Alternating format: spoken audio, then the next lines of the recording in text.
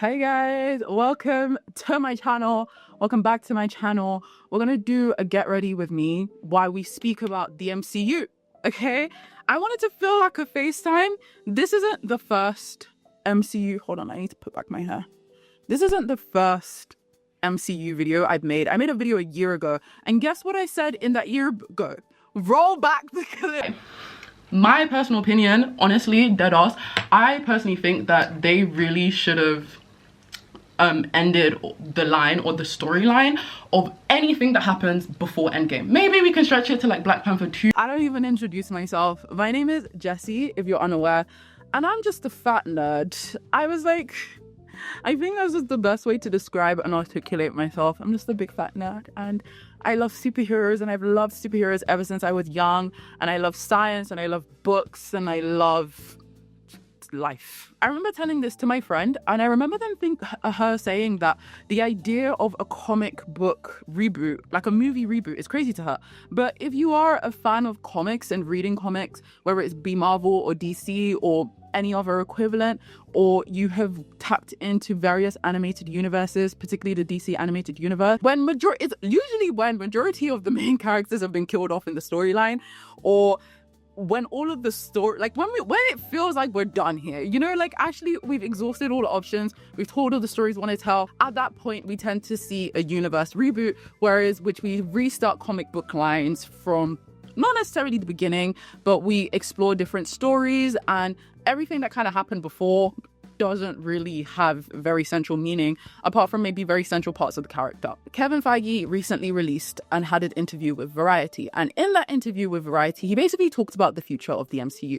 He discussed the fact that everybody literally has MCU fatigue, and they have released so many projects since Endgame, and a large amount of them focused on quantity and not quality, particularly with the new Superman film coming out, launching us into a brand new DC cinematic universe. It now begs the question of whether Marvel can keep up. And now we're at the stage where we are comparing the two again. There is a competition. There is a fight for dominance in the superhero sphere. I also want to not negate, when we speak about the impact Marvel has had on cinema, both positively and negatively. We have come into watching movies, having had entire movies, trilogies about characters, and seeing them in other different movies and universes, and then also being invested in that character and in that person. We have a lot of time to build up emotional connection to characters that often we do not have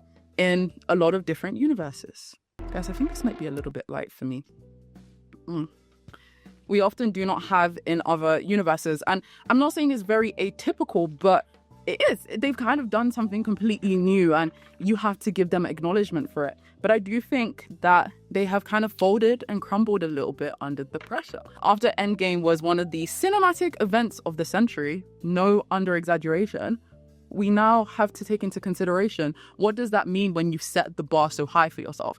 Like, what does that mean? What you're going to pivot into? And so I think they were doing a lot of exploration and navigation and trying to figure things out after having figured things out and had a plan for a while. And that's not necessarily a bad thing, but when you're doing that on a world stage, you are opening yourself to a level of criticism that is not usually there. Let's actually talk a little bit about Marvel fatigue, and also the fact that there are so many TV shows and you have so much homework and so much things to do. Like, I think the last Marvel show I watched was Ironheart, but before Ironheart, I think the last thing I watched was Moon Knight.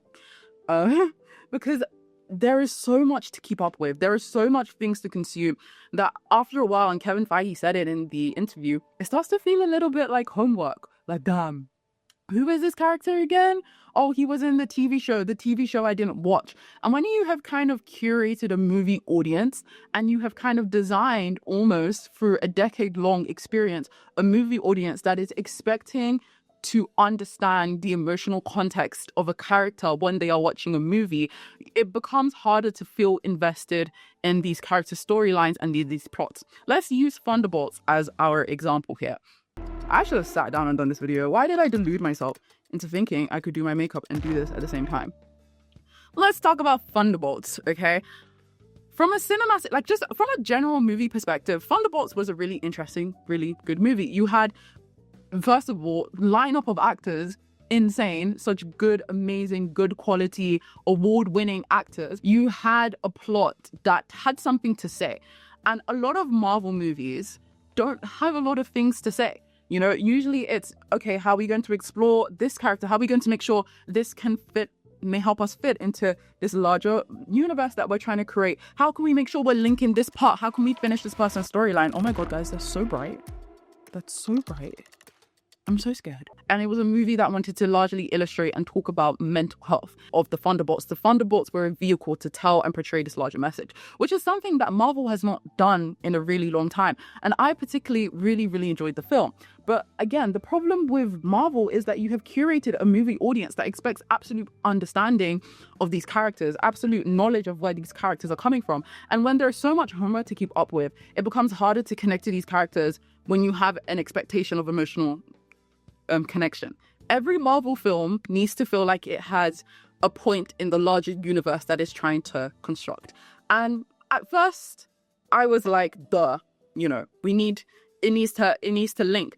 But in the sense that sometimes we watch, I would remember I'd feel myself going to go watch a film, sitting there for the end credit scenes, hoping it gives us an insight into who's the big villain and who's the big bad guy and blah, blah, blah, blah. When in actuality, I find myself spending the movie trying to figure out clues and figure out where people are and figure out where people lie, rather than just sitting down and just enjoying the fucking movie and enjoying the really well choreographed fight scenes, although sometimes they are a little bit lacking.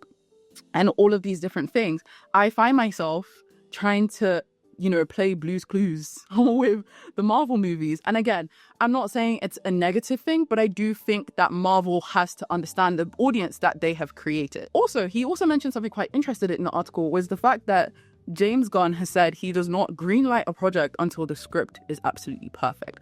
And Kevin Feige has said, we do not operate like that in the MCU studios. And it's often the fact that a movie has been greenlit and has been announced before a script has even been finished.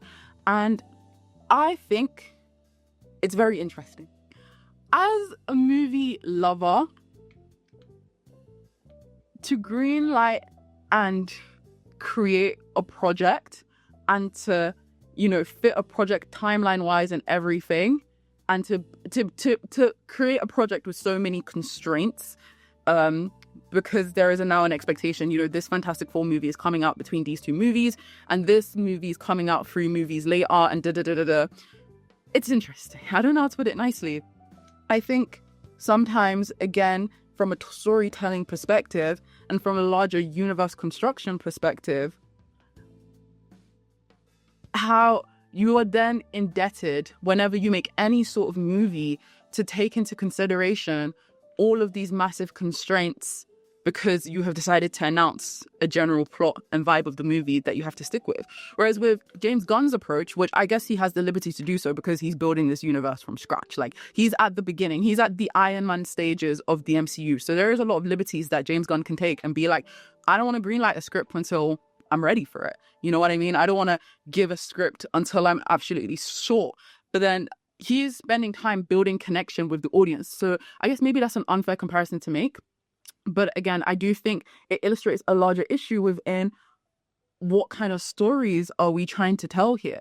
What is the purpose of this character? What are you doing with this character? What is the essence and the ethos of this character? Not only within the universe that you are trying to construct and create, but also within the characters' own lives and the decisions that they make. What do you want the people in the cinema to leave away with, rather than just things to add to their puzzle collection of Marvel clues?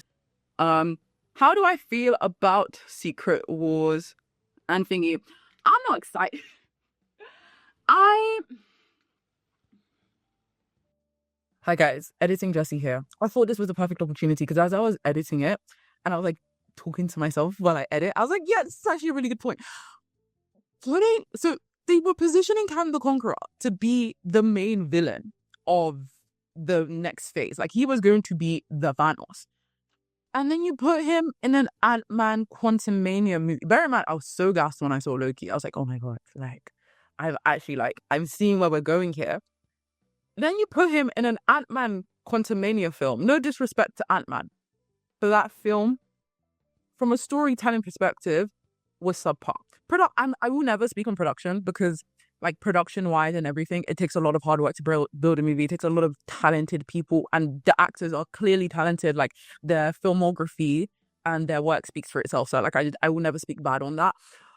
But why would you put your big villain that you're building up in an Ant-Man movie and have him defeated by Ant-Man? Like, I don't know what kind of comparison to make. It's like soccer defeating the Fire Lord instead of Aang.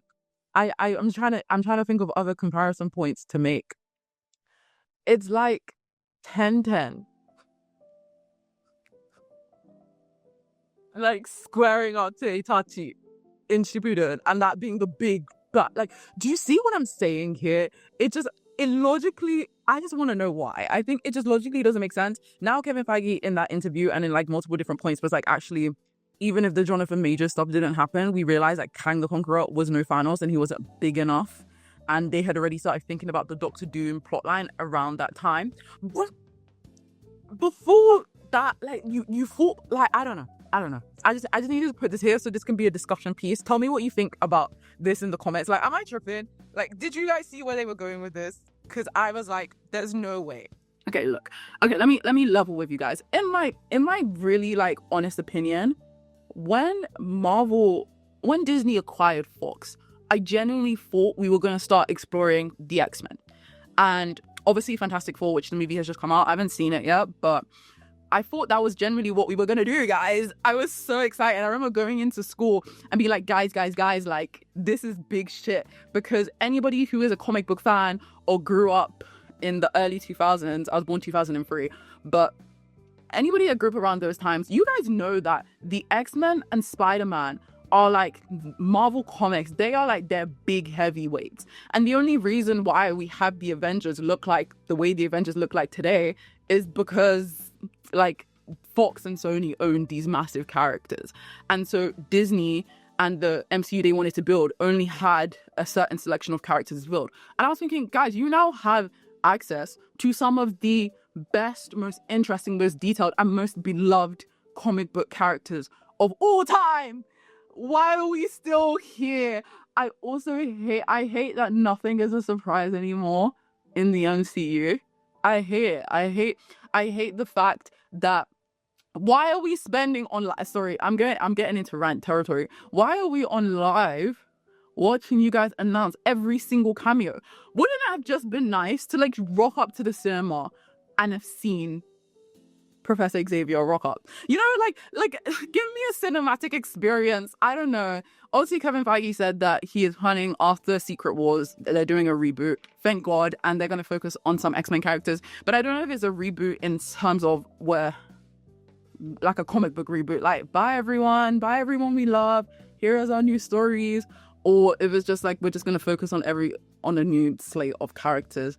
And I think it'll be very interesting. I am excited to see the MCU's attempt at the X-Men, because they are some.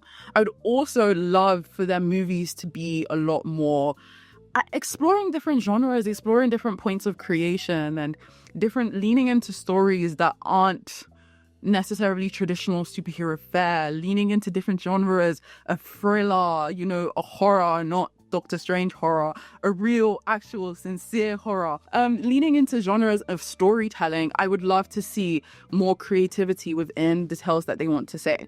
Another big conversation that came up in the article was Miles Morales. And everybody has been screaming about the idea of Miles Morales entering the MCU as a live-action character, particularly with the success of the amazing Spider-Verse animation. I have a gripe of people and networks. Every single time something animated does well, it's like, how do we get into the live action sphere? We don't need, I don't know. Watch animation, guys. Some of the best storytelling you will ever find is just so much more effective in animation because the constraints are less. Do you get what I mean? Like, I was talking to someone about Fourth Wing. I was like, low-key, if you're not giving them a Game of Thrones, House of Dragon level budget, I don't want to see paper dragons flying across my screen. Like, I would rather it be an animation. I don't know. Yeah, but Miles, so they were like, he was talking about, look, like Sony have asked us not to touch Miles Morales as a character until they wrap up the Spider-Verse series. And I think that is the best decision that anybody can make. Because again, within the MCU, people, every little thing is a clue and we conflate characters. And so you have two different characters and trying to develop them in two separate universes that don't interlink. I think it then becomes very complicated and it adds additional strain and complication within the way you want to create and construct your storytelling. Some stories I would love to see carried out in the MCU. I'm so excited for the fourth Spider-Man. I'm so excited to continue this journey and not feel like a Spider-Man series cut short. I was quite satisfied with the ending of No Way Home, but I'm intrigued to see what story they're going to tell with this new Peter. And I just don't want to see Spider-Man near a Doctor Doom. I just don't want him to be there. Just be your friendly neighborhood Spider-Man. That's all I want. I want street level heroes to be doing street level stuff. Okay, in the MCU. I don't need my Spider-Man to be in space. You know, I don't need it to be I need him to be in New York. You know, I don't know. I was gonna say something else before I went down my Spider-Man rabbit hole. Stories that I'd love being told. X-Men, love. They've tried with the mutants a couple times in the MCU, and I just don't think it works very well without some established characters. I would love in today's political climate to see how they handle Magneto and Professor X and their whole dynamic and their whole story, like their whole development and the protagonist antagonism and their whole that whole thing. I would love to see how they tackle the use of mutants. Obviously, we know in the comics the mutants are like a commentary on race relations and prejudice given in society because people are genetically different, and I would love to see how they handle that. But Marvel is owned by Disney, so I really don't know how far they would lean into some more complex commentary within their storytelling like Superman and DC were able to do and should do, which I guess I have gripes with. I've always had gripes with Marvel because of that, because these are superheroes and these superheroes are designed for a reason with these kind of commentaries on life and poverty and society and thingy, and it's just very interesting. Anyway, guys, I hope you enjoyed this first FaceTime. We will be FaceTiming again. We are besties now. But if you are in love with my face and in love with my voice, make sure you follow me on social media. I'm always uploading different nerdy things on TikTok, whether it's about the books I'm reading, the comics I'm into, or my DC universe that I have taken upon myself to create. I'm also going to be a lot more consistent on this channel. I will be posting random vlogs, books, nerdy commentary. I've been planning a video that's entitled Why Bob's Burgers is a Masterclass in World Building for the past 2 months. So that will be coming out very soon. And I also have a podcast. If you love learning and answering questions about your random curiosities, please check out my podcast, Female Genius. It's on YouTube, Spotify, and Apple Podcasts. And it's a great way and a very fun way to learn and interact with different aspects of the world, about your mind, your health, society. What are things being considered? I have really cool guests and really cool stories, and it's a lot of fun. I've made sure of it. Subscribe and like and follow me. Or a plague on both your houses.